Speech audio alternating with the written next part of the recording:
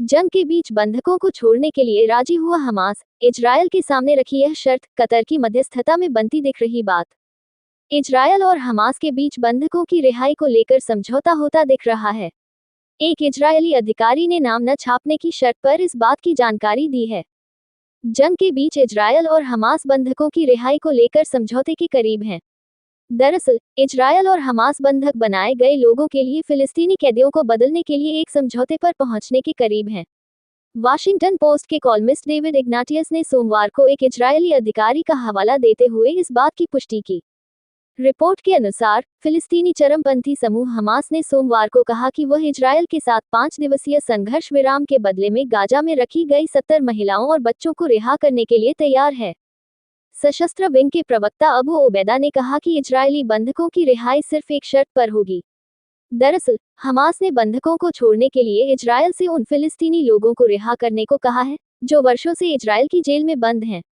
Hamas के प्रवक्ता ने कहा कि कतर की मध्यस्थता में इजरायल से बातचीत चल रही है। हालांकि हमास ने ये स्पष्ट नहीं किया कि कुल कितने फिलिस्तीनी इजरायल की जेल में कैद हैं और कितने लोगों को इजरायल रिहा करेगा। जेल में बंद फिलिस्तीनियों को रिहा कर सकता है इजरायल। इजरायली अधिकारी के हवाले से वाशिंगटन पोस्ट ने कहा कि डील की सामान्य रूपरेखा समझ में आ गई है। अस्थायी समझौते में इजरायली महिलाओं और बच्चों को रिहा करने की अपील की है। इसके बदले इजरायली जेलों में बंद फिलिस्तीनी महिलाओं और युवाओं को भी रिहा किया जाएगा। वहीं इजरायल से रिहा होने वाली फिलिस्तीनी महिलाओं और युवाओं की संख्या स्पष्ट नहीं है। कतर कर रहा है मध्यस्थता। हमास के प्रवक्ता ने आगे कहा कि यह सीज़फायर पूरी तरह से होना चाहिए ताकि प्रभावितों तक मानवीय मदद पहुंचाई जा सके। बता दें कि इससे पहले रविवार को अमेरिकी राष्ट्रपति जो बाइडेन ने कतर के अमीर तमीम बिन हमद अल थानी से बात की। इस दौरान उन्होंने इजरायल और हमास के बीच मध्यस्थता की कोशिश करने के लिए उनकी तारीफ भी की।